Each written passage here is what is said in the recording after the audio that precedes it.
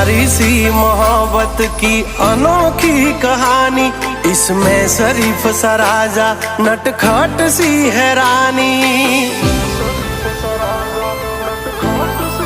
हाँ मारा लाडना लडावेला हवे जट मोटा थावो, कुंवर माथी अमने हवे कुमार बनावो। हाँ उमर थई 18 हवे विवाहनु विचारो, वहु राणी थईने वाली मारा खोरडे पधारो। हो आ पागलनी बनो हवे पगली मन जीवती